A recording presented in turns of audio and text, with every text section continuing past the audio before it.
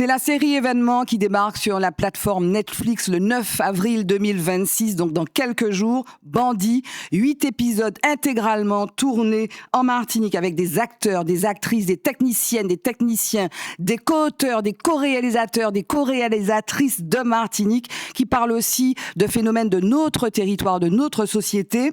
Ce soir, émission spéciale avec une partie de l'équipe. Ils sont venus et notamment les maîtres pièces. Bandit, l'émission spéciale sur Zitata, c'est parti.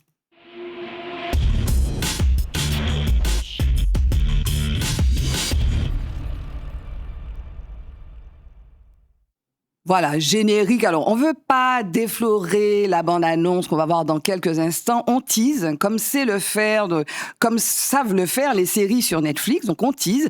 Là, maintenant, je vais vous présenter mes invités. Ils sont venus, ils sont là, ils sont en noir. On va leur demander pourquoi ils se sont tous mis en noir. Et moi, bizarrement, je suis en rouge, ok ? Il y a avec moi Chris Burton, co-réalisateur, co-scénariste de cette série Bandit qui arrive sur Netflix. Chris, comment ça va ? Ça va, Barbara. Ça va ? Oui, oui. Un peu stressé, là, quelques jours ? Parce que les caméras, tout ça, c'est un peu stressant. Puis la sortie, on attend ça avec impatience. Voilà, surtout que tu as été pendant des mois, tu vas nous raconter ton expérience pendant des mois derrière la caméra, à faire ce que tu aimes faire par-dessus tout, faire des films. Et là, tu en as fait quelques-uns, tu as fait des épisodes. En fait, j'ai réalisé des séquences dans les épisodes 2 à 4. Bon, on veut tout savoir de comment ça s'est passé, de ta part, et puis de la part des deux autres maîtres-pièces de Bandit. On les voit sur l'affiche.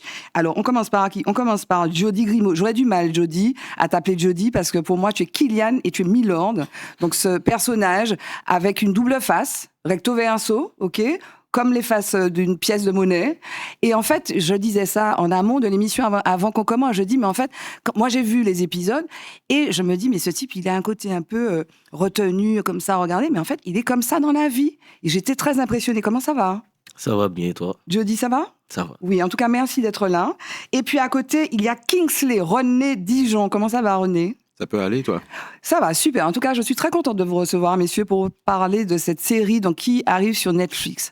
Dans quelques jours, un tour de table. Comment vous appréhendez ce moment-là, Killian, Jody ?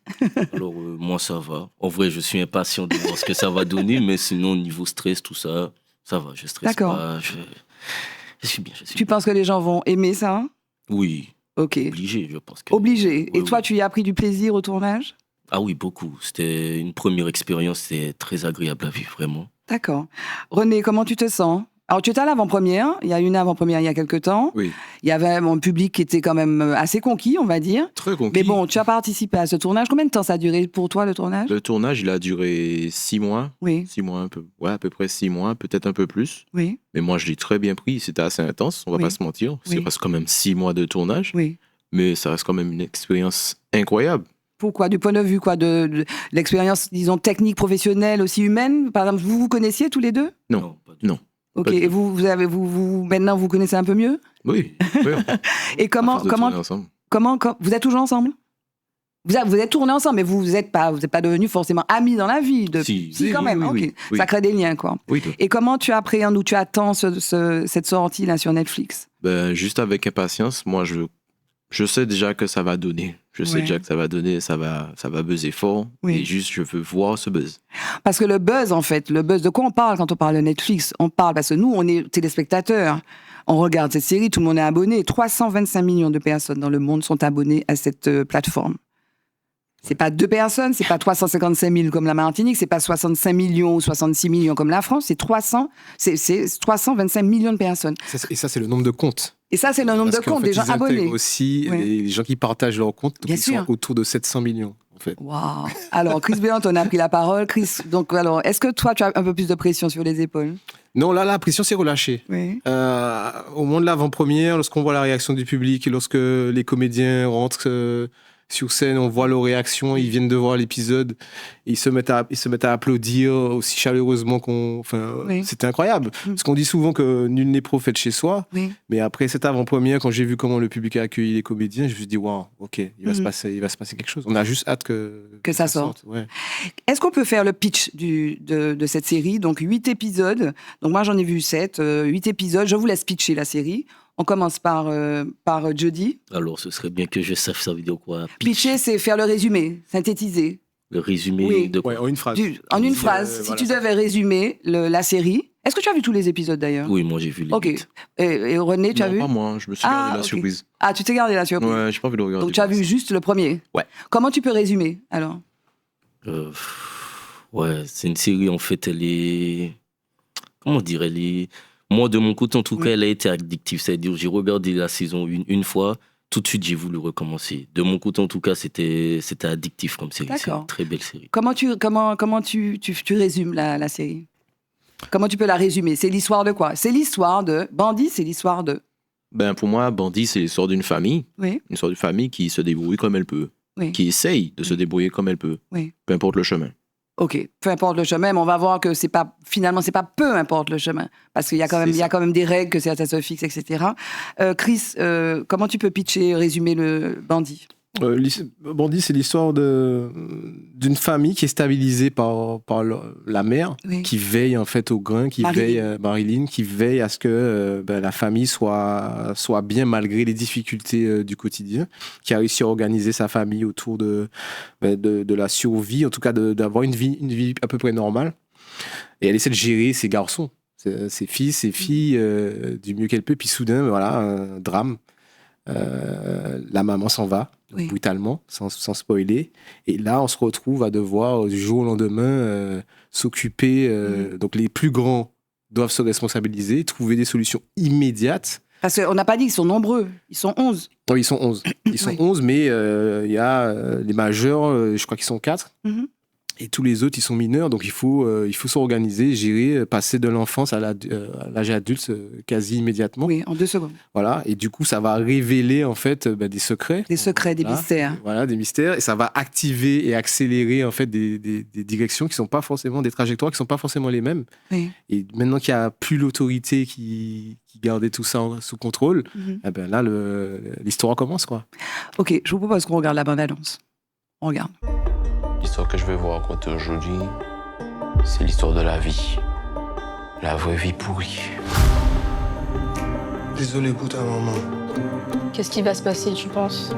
Il va se passer qu'ils vont placer les petits. À nous tous là, on va réussir à faire vivre la famille. Donc alors, tu vas baiser la vie ou quoi?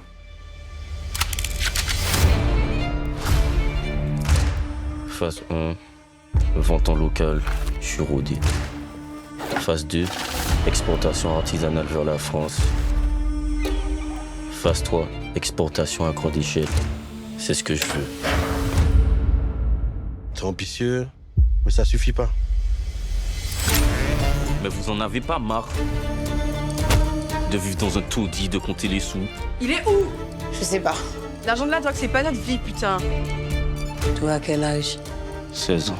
Si tu me plantes, je te découpe toi et toute ta famille. Tu sais ce que c'est un collatéral?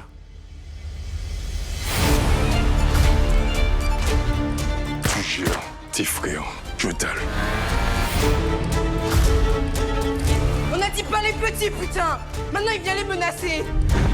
La muerte es una garantía. Son go malade, Comment t'as pu arriver jusqu'ici? J'avais pas le choix.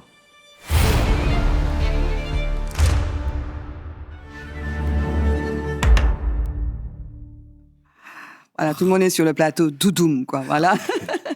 Non, mais c'est fort. Et tu es très ému, hein, Chris, non? Oui, oui, bien sûr. C'est incroyable. C'est déjà voir des jeunes de chez moi se retrouver à l'écran comme ça. Projeté. Oui, voilà la confiance qu'a eu Éric Rochant dans ce projet. Après, c'est son projet avec Capucine Rochant.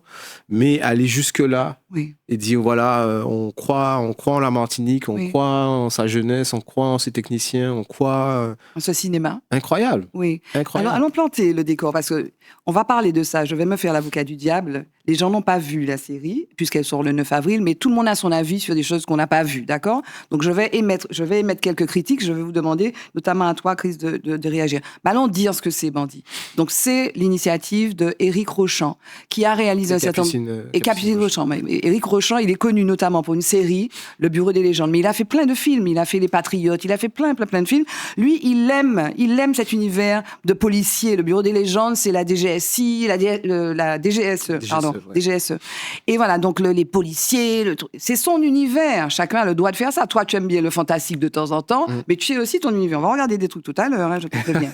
Voilà. Donc, il est intéressé parce qu'il a fait des choses. Il est sorti, je crois qu'il a fait 6 saisons du Bureau des légendes, fait quelque chose d'assez considérable. Ouais, c'est ça, ouais. Et puis, donc, il a envie de faire quelque chose en Martinique. Et toi, tu le rencontres comment, toi? En fait, je le découvre en fait dans une visio parce que je ne sais pas que c'est lui qui est derrière le projet au départ. Parce qu'en fait, avant de commencer à écrire, ils arrivent via la production, donc en la personne de l'assistante showrunner, donc Alexia Le Cerf, qui vient en fait au nom d'Éric Rochant, un peu. Tâter le terrain. Ouais, tâter le terrain. Pré-enquête, en fait. Pré-enquête, comment on fait pour un documentaire, en fait. Mais vraiment en mode plus que Soum Soum, quoi. C'est-à-dire qu'il va toute discrétion. Ah oui, mais vraiment sans drapeau. Voilà, on a un projet, on cherche. Et donc c'est Gwenola Balmel qui me contacte un jour et qui me dit voilà, il y a une production qui cherche à faire, qui veulent faire une série pour une plateforme. Je crois qu'à l'époque elle m'avait dit Netflix, mais c'était pas officiel. Oui. Voilà, ils ont besoin d'écrire un truc. J'ai dit oui, mais voilà, en quoi ça m'intéresse. Encore... Et puis tu es sceptique, tu es réticent. Moi, tu te dis encore des gens qui vont débarquer de Paris. Ils ont leurs idées, ils savent qui on est avant même de savoir de venir enquêter. Voilà, on avait déjà vu ce que ça avait donné avec d'autres projets. Oui. Moi, j'étais, voilà, comme d'ailleurs la plupart des détracteurs oui. en ce moment sur les réseaux. Je me suis dit, il parle de white gaze. Oui, enfin voilà, c'est quel est l'intérêt si c'est pour servir de carte postale d'arrière-plan ou sans t'intéresser une seule seconde à la culture, à savoir ce qui se passe. Et encore quand tu t'en intéresses, c'est à la surface, tu vois. Oui. Moi, j'attendais pas grand-chose de ce projet. Et c'est quand j'ai entendu que les créateurs de la série, donc sans savoir qui c'était, veulent d'abord faire cette petite enquête préliminaire pour mieux connaître la population, parce qu'ils admettent eux-mêmes qu'eux, ils n'y connaissent absolument rien. Oui. Et ils cherchent des personnes référentes. J'ai dit, mais pourquoi moi il y a d'autres personnes qui ont pignon sur rue. Moi, je suis dans mon petit coin, un peu comme un petit chat sauvage. Échaudé. Et ils m'ont dit non, enfin en fait c'est Gwenola qui m'a convaincu parce qu'elle m'a dit voilà, ils veulent qu'on puisse faire de la documentation, donc interviewer des personnes qui ont des vies, voilà, je sais que tu habites à la Cité aux Anames, est-ce que ça t'intéresse de participer? Tu habites à la Cité aux Anames? Enfin, à l'époque j'étais encore là chez ma mère y est encore, hein, moi, il y a une scène qui est tournée à la Cité aux Anames. Oui, il y a une scène qui tourne à la Cité aux Anames, puisque évidemment en tant qu'auteur tu mets ce que tu connais dedans, et en fait tu t'attends pas à ce que ça soit validé. Et c'est validé. Et c'est validé, et puis c'est tourné. On va y revenir, mais en fait, ce qui m'a touché, c'est ça, cette approche de vouloir... Une forme de sincérité, en fait, de la démarche. On veut faire des personnages le plus authentiques possible. Je me suis dit, waouh. Ok. Et après, tu es arrivé. Donc, il y a eu un casting énorme de 4000. Je crois que on a reçu Ambre Boza dans une autre émission qui a été assistante de casting et racontait comment ça s'est passé, casting sauvage. Est-ce que vous, René et Jody, vous avez été castés dans ces conditions-là? Comment vous êtes venus sur le projet, vous? Alors, pour ma part, j'étais en formation. Si je ne me trompe pas, c'était à l'école de la deuxième chance que j'étais. Oui. Et ils sont venus, donc une équipe est venue, tout ça. Et au départ, moi, j'attendais pas grand-chose. En fait, je l'ai fait pour le délire, on va dire, si on peut dire ça. Je l'ai fait pour le délire et c'est comme ça que j'ai été trouvé, moi, en casting sauvage dans une formation. Et qu'est-ce qu'ils t'ont dit? Ils t'ont dit, on fait un casting pour une série Netflix. Ouais, exactement. Et donc ça t'a quand même un peu emballé ou tu es allé comme ça? Non, je suis allé pour le délire, je retourne du Netflix, donc je me suis lancé, tout ça. Quand même, ouais. Et toi, René? Moi, c'était pas la même, c'était pas le casting sauvage. Non, c'était la directrice de casting qui m'a appelé directement, c'était Nadia Charlery. Oui. Qui m'a contacté parce que j'avais déjà fait quelques castings pour des courts-métrages. Tu as été Mister Martinique, tu m'as dit. J'ai participé à Mister Martinique, oui. Ah, tu as participé, pardon. Oui, non. J'ai pas été élu Mister Martinique. Mais tu as participé à Mister Martinique. Oui. Et donc, tu avais fait des castings, donc tu as été contacté dans ce cadre-là. Oui. Ok. Et qu'est-ce qu'on t'a dit? Comment on t'a présenté le projet? On t'a dit c'est une série Netflix et qu'est-ce que tu... En soi, j'avais pas pris toutes les informations. De mémoire, on m'a juste proposé un casting pour un rôle dans une série. Oui. Je me rappelle pas. Peut-être que c'était notifié Netflix. Oui. Je pense que oui, mais j'ai pas porté attention vraiment. D'accord. Netflix ou pas. Moi, je me suis dit, c'est ce que je veux faire, donc pourquoi pas tenter ma chance, carrément. Et alors, comment vous avez joué? Parce que vous n'êtes pas professionnel. Donc, Jody, toi, donc, tu étais à l'école à seconde chance. Tu es maçon de profession, tu m'as dit. René, toi, tu es pompier volontaire. Donc, c'est pas votre boulot. Comment vous êtes rentré dans ces rôles-là? Comment vous avez travaillé avec Chris ou avec Éric Rochant, Capucine Rochant? Comment ça s'est passé? Racontez-nous le tournage. Est-ce que c'est difficile? Est-ce que les scènes, parfois, vous les avez faites plusieurs fois? Alors, pour ma part, en fait, je suis allé, si on peut dire, au talent. C'est-à-dire, je me suis pas entraîné. J'ai 19 ans, je fais comme les jeunes de 19 ans, je vais tout le temps au talent. Voilà, ok, mais c'est plutôt réussi au talent. Je me suis pas du tout pris la tête. Je suis allé, on m'a donné des textes à apprendre, on m'a donné des directives, je les ai fait et c'est passé. D'accord, René? Pour ma part, moi, j'avais déjà la facilité parce que j'ai fait du théâtre, un peu, durant mon cursus scolaire. Et puis en même temps, c'est ce que je voulais faire depuis toujours. Tu veux faire ça? Acteur, oui.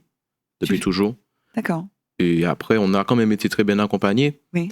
On a quand même eu quelques lectures avant le tournage. On a eu aussi des répétitions de scènes. Oui. Après, ça dépend des scènes. C'était plus pour les scènes cascades physiques, etc. Oui. On a eu quand même pas mal d'accompagnement. D'accord. Et alors, parlons de vos personnages, s'il vous plaît. Donc, là, dans ton synthé, Jody Grimaud, il y a Kylian Milor. Donc, c'est le personnage. En fait, il n'y a pas... C'est un des personnages centraux. C'est le personnage, un peu en avant, certes, mais Kingsley aussi est très important. Et c'est la famille Lafleur aussi qui est très importante, la Martinique derrière. Oui. Mais effectivement, ton personnage, Kylian Milor, comment tu l'as défini? Moi, j'ai dit au début un petit peu, mais bon. Ouais, en fait, c'est un gars qui est très mystérieux, très discret, vu qu'il mène une double vie. Donc, c'est quelqu'un de très réfléchi, très posé, qui prend toujours bien le temps d'analyser les situations avant de réagir. Exactement. Nous payons ici, sans nous payons. Ou qu'à quoi dire moun comme ça dans la vie ou pas même moun comme ça. Ah ouais. Tu connais des gens comme ça? Tu es pas comme ça? Non. Tu connais des gens comme ça dans ton entourage? Même pas. Ah ouais, c'est chaud, hein? Et alors lui, c'est le gentil. Kingsley, c'est le gentil. Oui. C'est le gentil foufou, quoi, c'est ça. Ouais, c'est le contraire. Lui, il y va tête baissée. Lui, il veut faire le truc, il va faire le truc. Oui. Le plus rapidement que possible. Voilà, il ne réfléchit pas, mais c'est le nounours, quoi. Et il est, voilà, tu vas baiser la vie, tu vas baiser la vie, mais c'est le nounours, c'est lui qui dort, l'autre, les petits frères, les petites sœurs. C'était facile pour vous de rentrer dans ces personnages-là, René? À certains moments, oui, on peut dire oui, parce qu'il y a quand même une part de nous là-dedans. Personnellement, dans le rôle de Kingsley, je trouve que le rôle de frère vraiment attendri avec ses frères et sœurs, vraiment, pour moi, c'est la même chose avec ma famille. Oui. À ce niveau-là, oui. Mais sinon, dans le côté bad boy, quand même, on va pas spoiler, mais bon, il y a quand même, c'est un univers, et là, on va y revenir avec toi, Chris, c'est un univers qui est un univers sombre, qui est un univers, effectivement, d'amour avec la famille, ça parle de la famille, ça parle de la solidarité, ça parle essentiellement des valeurs aussi, me semble, mais il y a quand même le fond, c'est un fond dark, quoi, noir, un fond qui n'est pas très positif, et il y a des scènes qui sont quand même un petit peu dures, non, peut-être, non? À ce niveau-là, oui, je vois de quel genre de scène tu veux parler. Oui. C'est vrai qu'au niveau, pour relâcher les émotions, il faut quand même trouver le juste milieu, parce qu'on peut dire que ça peut devenir assez dangereux pour nous, en soi. Faut pas chercher trop loin, justement, à trop pousser. Oui. Il faut juste trouver le juste milieu, et après, on le maîtrise, et après, ça va. Oui. Chris, je veux... Avant de venir un petit peu à parler de la façon dont ça s'est passé, je veux qu'on te connaisse un peu mieux, et même ces garçons-là, qui sont en face de toi, René, Jody, je veux qu'on regarde, moi, le film que j'ai vu de toi la première fois. Je sais, je t'en parle chaque fois que je te vois, Maybe Another Time, c'est très court, vous allez voir, 1 minute. Et attention, hein, il peut être violent, donc âme sensible, ne restez pas devant la télé, voilà, mais regardons 1 minute. Il a eu un prix d'ailleurs, ce film. Plusieurs prix, on regarde, s'il vous plaît. Too bad we didn't get to know each other more.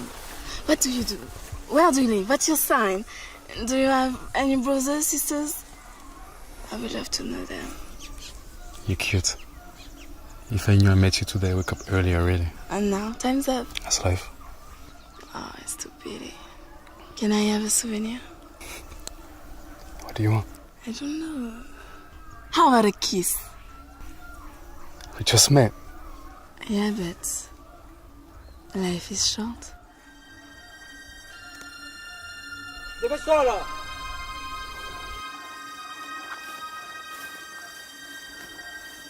Maybe. Somewhere else. Another time.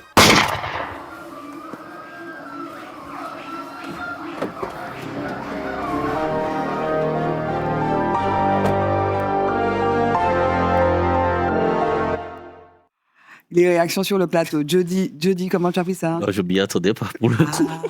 J'ai dit. Ah ouais, c'est couillu. Ah ouais. C'est cool, hein, c'est sauvage. Hein. Très brut. Donc voici l'univers. C'est une partie de ton univers, Chris. Oui, parce que moi j'aime bien les films qui t'entraînent dans une direction. Oui. Et ensuite on emmène dans une autre et que tu comprennes ensuite le contexte dans un troisième temps. Hein. Voilà, moi aussi, la première fois, ça m'a fait cet effet-là. Mais il fallait voir, vous l'avez pas vu, mais jeudi n'en est pas revenu. Mais c'est vrai, en fait, pourquoi je veux montrer ça? Pour parler de l'univers du créateur. Parce que les critiques qui sont faites ces jours-ci sur les réseaux sociaux de gens qui n'ont pas vu, c'est ouais, mais bon, c'est toujours la même chose, etc. Ton univers, c'est celui-là, mais on va avancer. Ton univers, c'est aussi autre chose. Society, on regarde un petit bout de Society.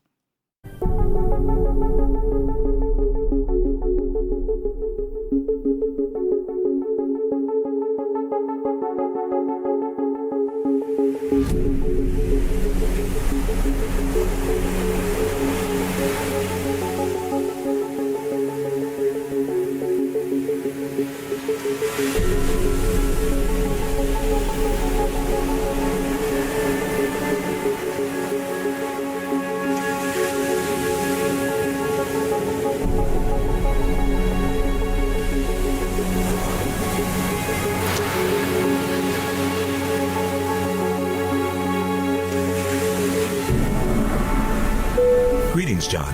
Your vitals are low. I'm regulating you. Thanks. Actual location, unknown. Latest known location, the city. Connecting the grid. Unreachable. Activating offline mode. 139,792 potential threats detected. Voilà, j'aime bien Chris qui regarde mes deux autres invités, Rodney et Jody, qui découvrent ces images-là. C'était il y a 10 ans. C'était il y a 10 ans. L'IA fait partie de nos vies. C'est incroyable, quand même. Ouais, voilà. Mais ton univers, toi, c'est l'univers, effectivement, l'univers donc un peu dur. On a vu Maybe Another Time. Et puis là aussi, la science-fiction, mais bon, avec des choses qui font partie de nos vies. La violence fait partie de nos vies. L'IA fait désormais partie de nos vies. Et cette série Bandit, donc c'est sur fond, enfin, c'est pas sur fond, se passe dans une Martinique actuelle. C'est de ça aussi. Et les critiques, c'est ça un peu. Oui, mais vous parlez encore, on va parler narcotrafic. Qu'est-ce que tu réponds à ça? Je réponds que déjà, c'est une série de genres. Oui. À la base. Donc, la série de genres, ça intègre un univers. Donc, ça aurait été de la science-fiction, ça aurait été un film d'horreur. Voilà. Oui. Là, c'est un film de gangster. C'est un film de gangster. C'est un film de gangster. Et les créateurs, donc Éric Rochant et Capucine Rochant, ne voulaient pas faire qu'une série de genres. Ils voulaient quelque chose qui les touche particulièrement. Et ce qui les touche particulièrement, c'est la famille. Oui. Ils voulaient faire quelque chose qui se passe avec une famille nombreuse, sans savoir en fait que ça se passerait en Martinique. Oui. Et ensuite, ils se sont posé la question, où est-ce que ça pourrait se passer? Oui. Et ils étaient un peu fatigués de ce qu'ils avaient déjà vu, qui se passait en France, à Marseille, etc. etc. Et ils se sont dit, allons explorer les Antilles pour voir d'abord s'il y a une histoire. Donc, est-ce qu'une série de genres familiale pourrait s'intégrer aux Antilles et de quelle façon ça pourrait se faire? C'est de là que ça vient, en fait. Et à partir de là, étant donné qu'Éric a à cœur, qu'il a dit dans une interview ce matin à France Inter, il voulait que ce soit une série martiniquaise. Oui.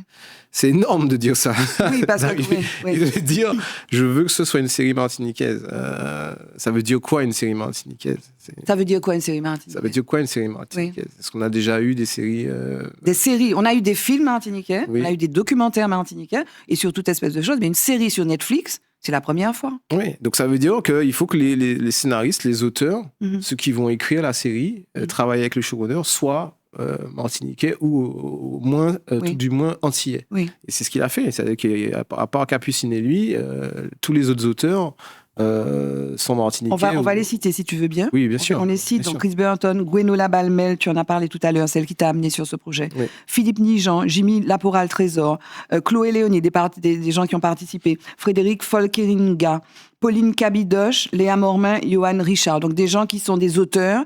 Et puis comment tu interviens? Je voudrais comprendre comment on écrit à plusieurs mains, comment on réalise, parce que tu insistes, tu es co-scénariste, co-auteur, co-réalisateur. Oui, tu as dit que c'est un truc collectif. Ouais. Pourquoi ça l'est? Là, on rentre dans la cuisine un petit peu de la fabrication d'une série. Pourquoi c'est autant collectif? Alors c'est très spécifique aussi à Éric Rochant dans sa façon de travailler. Donc il structure sa room d'écriture et c'est ce qu'il a introduit un peu dans... La room d'écriture, c'est le fait d'être ensemble pour pouvoir écrire, quoi. Tous les auteurs sont dans une même pièce et on travaille en suivant en fait une nomenclature, en tout cas une façon de faire qui a été instaurée par Eric, donc avec le showrunning, donc les showrunners. Donc les showrunners, c'est Eric Rochant, Capucine Rochant. Allons définir. Un showrunner, il est producteur, il a l'idée et il produit et c'est lui qui organise finalement les choses. Plus que ça, c'est d'abord des créateurs, donc ils ont l'idée du projet. Ils sont aussi scénaristes parce que souvent le showrunner doit écrire au moins le premier épisode.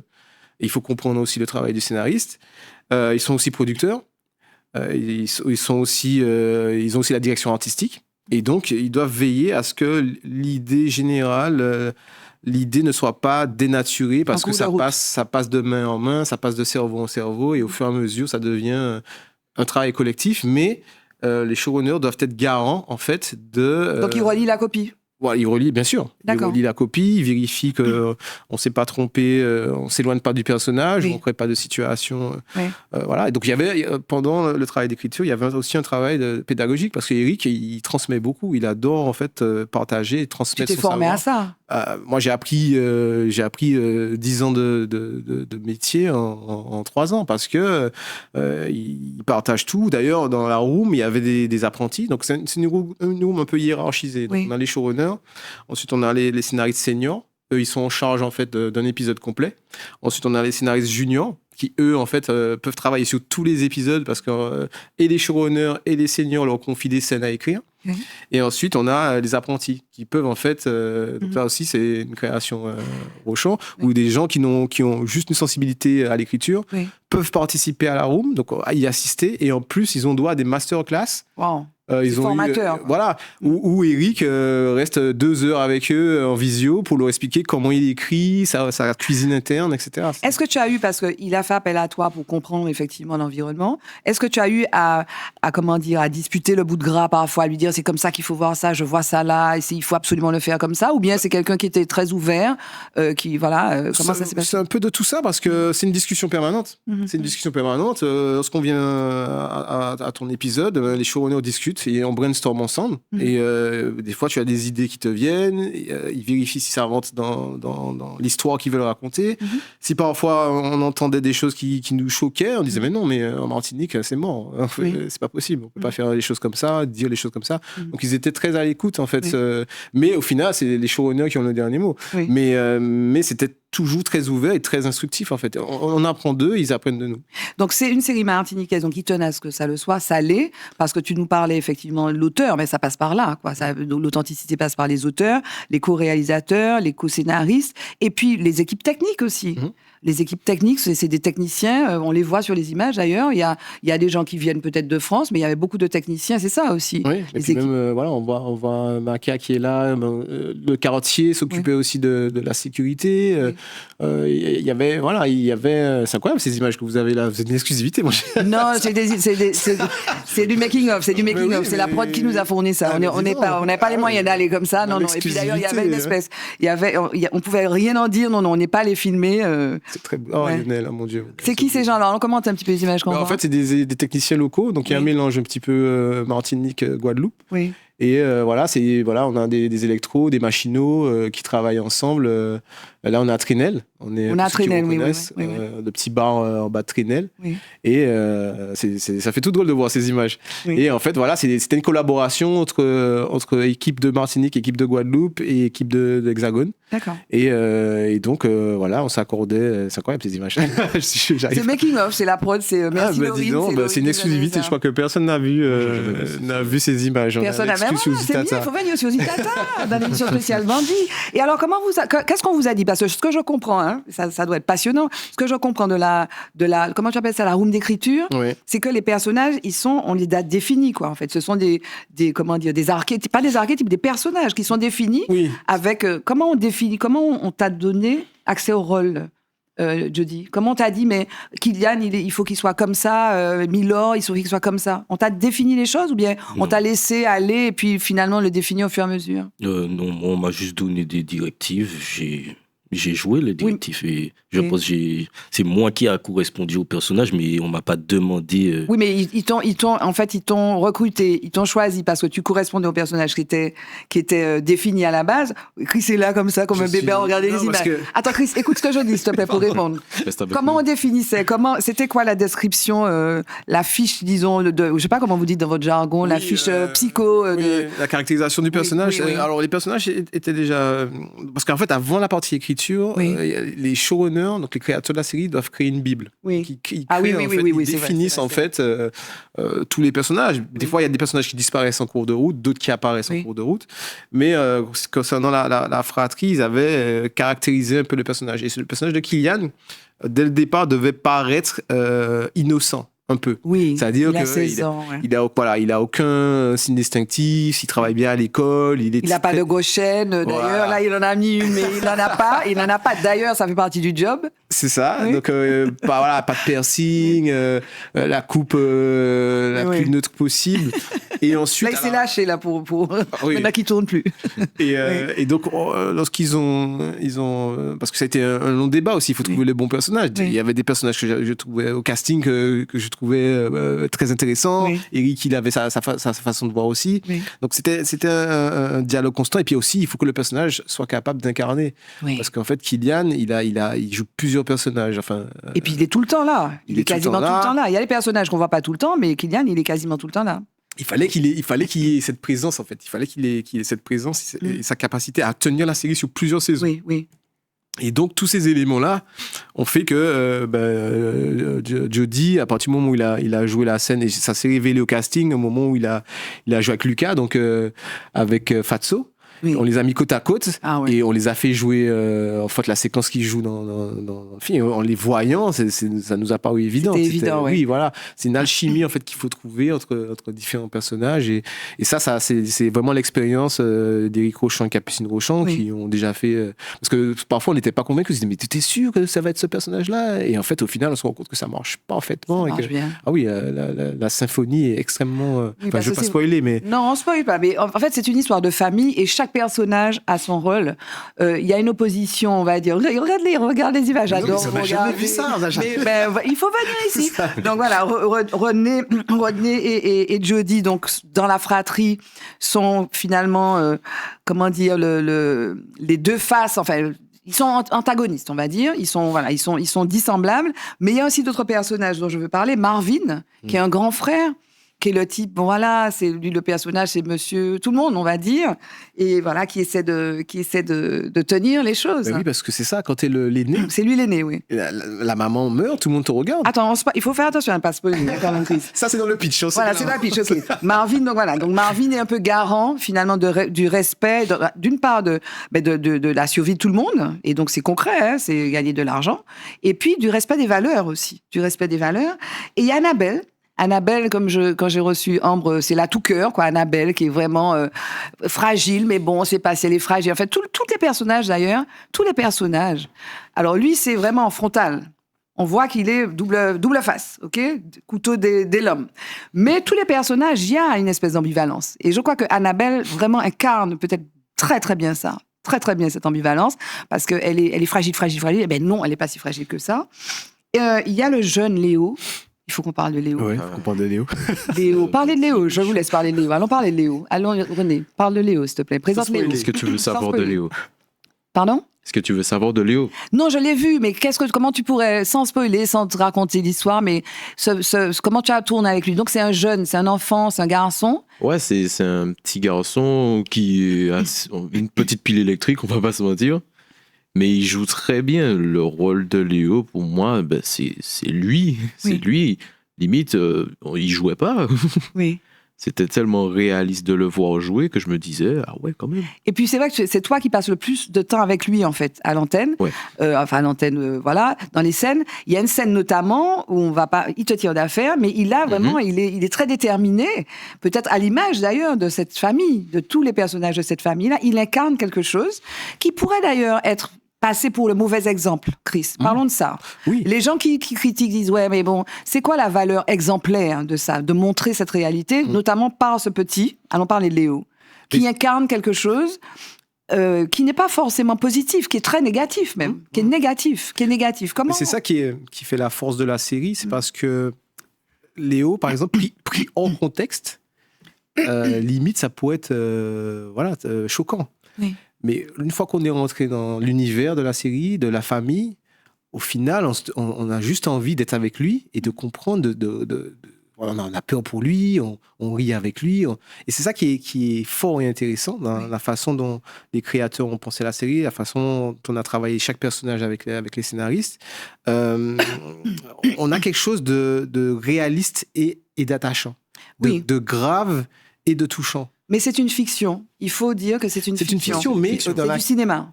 À laquelle, j'espère, je pense, parce que de toute façon, moi, je parle des réactions qu'on a vues aussi. Chaque personne va s'identifier. Soit une situation, soit un personnage. Ou une partie d'un personnage, ou d'un événement. Et c'est ça qui est fort. Et pouvoir, en fait, coudre dans ça l'ADN de la culture martiniquaise et l'exporter dans le monde entier, pour moi, c'est ça qui m'émeut, parce que c'est du jamais vu, c'est extrêmement touchant. Et c'est vrai que c'est une série de gens. Pourquoi ? Parce que les séries de gens, ça marche, en fait. Quel que soit le pays, tu as envie de voir, sur l'aspect seulement entertainment, tu as envie de voir cette histoire. Audiard, comment la famille va s'en sortir. Oui, puis j'ai envie de dire, les créateurs ont le droit. Audiard, là, c'était quoi c'est Émilie Pérez. Enfin voilà, c'est sur fond aussi, il y a des histoires qui se mêlent, mais c'est une histoire de gangster avec une histoire de trans, enfin c'est très mélangé. C'est la force, c'est la liberté du créateur. Mais il y a cette authenticité, effectivement. Et ça, pour moi, c'est ça qui rend le projet unique. Et aujourd'hui, par exemple, c'est inconcevable d'imaginer ce projet ailleurs qu'en Martinique. C'est clair. C'est ça la force d'Éric Rochon et de Capucine Rochon, de s'être dit... ça va pas être tourné en Martinique. Ouais, on voit défiler, là, je t'interromps un petit peu, mais on voit défiler derrière, donc cette scène-là de nuit, c'est toi qui l'as... Ah ben oui, c'est toi qui l'as tournée. Ouais. C'était quoi, ça ? Cette séquence... il faut pas trop en dire, mais voilà. C'est un moment où Kylian passe à un autre step dans sa stratégie, et c'est très, très, très dangereux. C'est un moment extrêmement tendu où on comprend que il prend des risques énormes. Presque démesurés, quoi. Pour aller, pour mener à bien son ambition, quoi. Oui, mais il le dit d'ailleurs, on a vu dans la bonne annonce, on ne déflore pas le sujet. Là, il a dit, j'étais à une phase 1, je passe à la phase 2, la phase 3. Et puis, il y a ce personnage, moi, que je trouve excellent, c'est JC, qui est plus vrai que nature, qui est dans la voiture, là, on voit dans la bonne annonce, qui est dans la voiture. JC aussi, là, qui... Alors, je trouve que c'est quand même particulier parce que tu es un peu le boss, mais il est le boss, quoi. C'est celui... Enfin, chacun se tient par la barbichette, c'est un peu ça. C'est un peu ça, ça décrit... Est-ce que cet univers-là, comment tu as... Parce que tu évolues dans un univers qui est particulier. C'est l'univers du narco-trafic, et on le voit dans la bonne annonce. Tu dis, je veux passer au next step. Est-ce un univers que tu appréhendais comment ? Alors là, pour le coup, j'avais pas trop d'appréhension parce que de base, ça c'est mon délire. Par exemple, Top Boy, Power, toutes ces séries un petit peu de genre gangster, tout ça, ça a toujours été les séries qui m'intéressaient. Donc j'étais au contraire. Quand j'ai entendu l'histoire, quand j'ai entendu l'univers, c'est plus ça qui m'a donné envie de comment dire. Comme je t'ai dit, moi, de base, je m'attendais à rien du tout quand je me suis lancé. Sans attente. Voilà. Mais ce que tu aimes regarder, donc les séries que tu regardes, c'est Top Boy, c'est des... Voilà, totalement ce délire-là. Donc, quand j'ai compris le délire un peu, c'est ça qui m'a, en fait, amené à pousser, qui m'a motivé à vraiment me donner une chance dans cette série. Et René, toi, c'est quoi ce que tu regardes ? Est-ce que toi, effectivement, tu connaissais cet univers-là ? Par les séries, ou bien tu connaissais l'univers en Martinique, je sais pas, l'univers du narcotrafic, des gens interlopes. On va dire que je le connaissais de par ce qu'on entend. À la télé, à la radio. Oui, par exemple. Mais aussi les séries, c'est vrai, les documentaires, pas que en Martinique, aussi dans le monde. Mais aussi, non, pas rapport à ça, non. C'est quoi les séries que tu aimes bien ? Que tu regardais ? Personnellement, moi, je suis plus typé science-fiction, par exemple Stranger Things. Ok. Des choses comme ça. Mais après, c'est vrai que les séries genre gangster aussi, j'aime bien. On My Block, j'aime bien ce genre de petits. Mais c'est moins ton délire que la science-fiction. Ouais, mais je suis assez polyvalent. Un peu comme Monsieur Burton. On a vu avec les extraits de ce qu'il a réalisé. Alors, on va rappeler, le tournage, c'était énorme. 107 jours de tournage. Oui, c'est ça. Et quand on te voit là, donc la scène de nuit, vous êtes combien sur le tournage? C'est assez considérable. Ça, oui, ça dépend. En moyenne, on était une 60aine, on va dire, sur le tournage, entre les chefs de poste, les assistants, voilà, même pour encadrer les acteurs, il y avait une équipe assez conséquente parce qu'Éric voulait particulièrement les encadrer, que ça soit bien fait. Et surtout qu'il y avait des tournages un peu intenses, notamment la séquence qu'on a vue, c'était de nuit. Après, on a eu une séquence sur un bateau, en pleine mer, avec ça tanguait un petit peu. Voilà, c'est pas évident, quoi. Parlons des lieux, d'ailleurs. On a parlé de Trenel tout à l'heure. Qu'on peut... Et puis, il y a cette scène qui est très cinématographique, avec Trenel qu'on approche par drone, je suppose, et qui se dévoile comme ça sur le monde, avec très coloré. Il y a effectivement des scènes de nuit. Mais où est-ce que vous avez tourné? La maison, par exemple, de la famille, La Fleur? Donc, la maison de La Fleur, c'était sur la route de Balata. D'accord. Donc, en fait, on a beaucoup exploité le centre, un tout petit peu le sud. Mais des fois, les lieux étaient très éloignés. Et on cherchait à chaque fois des lieux qui étaient visuellement accrochants. Donc, en fait, on a tourné, effectivement, Fort-de-France, Lamentin. On a tourné à Capest aussi. On a tourné au Diamant. On a tourné à Cité-aux-Anames. On a tourné, voilà. Et puis à l'extérieur aussi. Les scènes d'aéroport, les scènes de port, des choses comme ça. Oui, donc on a dû aller ailleurs. On a dû partir, oui. On a dû partir au désespoir des producteurs et des showrunners. Parce qu'en fait, voilà, le désir d'authenticité voulait qu'on tourne les scènes du port. On aurait voulu les tourner au port, les scènes d'aéroport aussi. Et on a dû... Comme s'il n'y a pas de trafic qui passait par là, quoi. Sans que vous n'avez pas eu l'autorisation. C'est moi qui le dis. Comme s'il n'y a pas de trafic qui passait par le port, l'aéroport, les mules, etc., les dizaines... Non, mais voilà. Mais bon, il y a une préservation d'image, donc vous êtes allé ailleurs. On a dû partir au grand désespoir des créateurs et de tout le monde, d'ailleurs. Parce que même moi, je suis allé, j'ai discuté, je me suis assis à un bureau en disant c'est très important, vous savez, c'est une opportunité. C'est pas passé, donc du coup on a dû tourner et donc du coup dans l'authenticité, effectivement, les scènes d'aéroport ne se passent pas en Martinique. Par contre, c'est des scènes, par exemple, on a pu tourner une scène sans spoiler dans la cour de promenade de la prison de Ducos. Et ça, moi je l'avais jamais vu, cette cour, et ceux qui la connaissent vont dire les gars ont tourné là.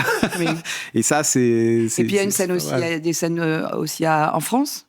Ouais, il y a des scènes qui se passent en hexagone, notamment dès l'épisode 2 d'ailleurs, on voit le cheminement de nos aventuriers. Donc ça passe par la France parce que... En fait, c'est une série Netflix, donc ça obéit à des codes. Je voudrais te poser cette question-là. On a pu voir, tu sais, le côté Netflix, donc c'est très charté, c'est très formaté. Est-ce que finalement on est libre? Est-ce qu'on est libre d'écrire? Est-ce que c'est pas chronométré, tu vois, 3 minutes, sachant que notre cerveau maintenant il a un peu évolué, l'attention décline, donc il faut relancer la machine toutes les 2-3 minutes. Est-ce que tu es encadré par des choses comme ça? Alors, là, il faut savoir que, en fait, il faudrait poser la question à Eric, mais en tout cas, Netflix ne voulait pas une série Netflix. D'accord. Et c'est pour ça qu'ils ont collaboré avec Éric Rochant et Capucine Rochant, parce qu'ils savent qu'eux, ils rentrent pas dans ces formats-là. Et même dans l'écriture, c'est pas codifié avec un timing de à ce moment-là, il doit se passer ça, etc. Tout est organique. Et c'est aussi pour ça que je me suis bien entendu avec eux là-dessus, parce que en fait l'histoire est guidée par les décisions des personnages. C'est pas formaté à la Netflix. Voilà, les discussions qu'il y a eu avec Netflix, c'était sur eux, parfois leur compréhension du scénario, mais à aucun moment ils ont imposé une structure à la Netflix. C'est pour ça d'ailleurs qu'ils ont voulu travailler avec les Rochons. Et alors, le créole, parce qu'on parle de la langue, on est en Martinique, donc on parle créole. Le créole s'amène de façon tout à fait naturelle. C'est pas stéréotypé, vous parlez français, c'est peut-être dans les dialogues, ça, ou bien vous l'avez amené comme ça À des moments, le créole était dans les dialogues, mais la plupart du temps, on le faisait comme nous, on le relâche habituellement. Pas forcé, il n'y a aucun moment le créole a été... gadgetisé. C'est pas gadgetisé. Voilà. Après, on peut pas se mentir. À certains moments, lorsque le français est important, on va le mettre. À certains moments, on a besoin de quelques mots français pour comprendre vraiment la compréhension de l'histoire. De l'histoire, Oui, mais sinon, le créole était assez libre. En vrai, c'est une des choses qui m'a plu, c'est que au niveau du texte, on était assez libre. Donc, on a eu des séances de lecture. Et ces séances de lecture, en fait, c'était un petit peu pour ramener le texte à notre façon de parler de tous les jours. Donc, c'est vrai que à des moments, on pouvait pas trop changer, mettre du créole là où on voulait, mais on avait cette liberté de quand vraiment on sent que c'est en créole qu'on aurait dit telle chose, on nous laissait. Et ça, c'était vraiment un truc que j'ai apprécié. Il y a un moment qui a été difficile pour toi? Une scène que tu as eu du mal à jouer? Alors oui. Laquelle? J'ai une scène, la scène où, en fait, sans spoiler. Ouais, c'est le mot de l'émission. Sans spoiler. Sans spoiler, il y a une scène où on me fait croire qu'on élimine de mes frères. Et en fait, dans cette scène, je dois partir en pleurant. Vraiment, je dois être dans le mal. Et ça, c'est une scène qui a été très compliquée. J'aime pas pleurer? Non. Et de base, il est vraiment comme ça, vraiment. Je suis pas quelqu'un qui pleure en général, donc c'est vrai que cette scène est. Il est vraiment comme ça. Il est vraiment comme ça. C'est vrai qu'on a l'impression de voir le personnage, mais c'est lui en fait. Mais c'est vrai quoi. Et donc tu as eu du mal à pleurer quoi, parce que c'est pas tout ton truc. Après, heureusement, il y avait des accessoires, genre des cristaux de Ils ont eu à utiliser ça. Oui, des cristaux de menthe pour faire couler mes yeux et tout, mais sinon, c'était une des scènes les plus compliquées pour moi. Et toi, Rodney?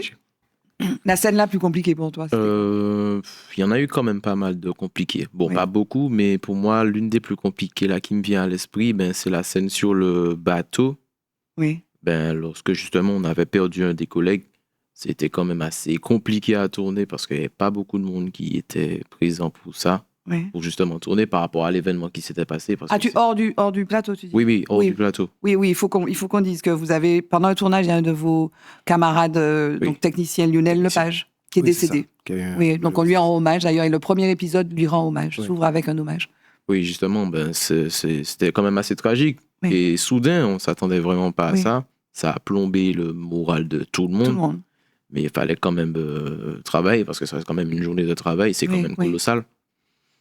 Donc, juste avoir cet état d'esprit de pour travailler, ça forge quand même. C'était intense aussi. Juste pour préciser que l'accident a eu lieu en dehors du tournage. Oui. C'était un week-end. Oui, voilà, c'était un week-end, mais c'était un accident de la route. Et tout le monde a été, bien sûr. C'était assez difficile. Et la scène dont parle Rodney, c'est une scène assez compliquée aussi, parce qu'il est censé braquer un catamaran. Oui. Donc, oui. Et là, on est vraiment là dans le suspense. Ouais, mais monsieur qui est arrivé, mais comme ça. Enfin, bon, bref, on va pas en dire plus. Il y a un personnage, moi, que j'aime beaucoup. Donc, j'ai parlé de JC, Marvin, Ambre. Ambre, c'est un peu la maman, quoi. La maman, la gardienne, celle qui est... Alors, il y a Marvin, ok? Mais Ambre, vraiment, c'est le personnage... Moi, je me suis bien attachée à elle parce qu'elle est un peu bad girl aussi, parce qu'elle rappe, etc. Mais elle a un côté... elle est très réaliste, elle est très ancrée dans le réel, mais elle a des valeurs. Elle a les pieds vraiment bien enracinés en Martinique et puis dans la famille. Sa mère, donc Marilyn, lui a transmis ça. Je sais pas, c'est un personnage que... Je sais pas ce que vous en pensez. Moi, j'aime bien. Oui, c'est un personnage qu'on aime beaucoup parce que... En fait, ce qui est intéressant là-dedans, c'est de voir la transmission et comment Marilyn a transmis ses traits de caractère à chacun de ses enfants de manière différente. Et donc, du coup, il y a cette scission qui se crée entre la fratrie. Donc, il y a ceux ils ont tous la même mission, survivre et faire en sorte qu'ils restent ensemble. Ça, c'est le plus important pour eux. Mais chacun a sa direction. Et on ressent, en fait, la force de caractère de Marilyn, plus ou moins forte dans chaque action des personnages. Ce sont des personnages qui sont déterminés. Et Ambre représente vraiment, avec Marvin aussi un peu, mais elle représente vraiment celle qui a le plus de caractère, qui sait, qui a le plus de valeur aussi. Et qui, pour elle, il est clair et net que prendre une voie qui ne serait pas alignée avec les valeurs de leur mère est inconcevable. Non seulement c'est inconcevable, mais en plus, elle est prête à se battre physiquement pour ne pas que ça arrive, quoi. Et c'est un personnage intéressant parce que c'est l'artiste, elle chante, elle fait du rap, de la trap. Et elle est courte sur pattes. Et en même temps, elle est très forte. Donc, c'est très intéressant, en fait. Et c'est toutes ces oppositions, ces contrastes qui rendent les personnages, je trouve, très attachants. Chez Arcane, on en dit un mot. Chez Arcane, donc, c'est un chanteur. Evil P. Voilà, qui a lui aussi une tronche. Maman, il fait peur. Evil, il a bien trouvé son nom. Et vraiment, il a vraiment la tête de l'emploi.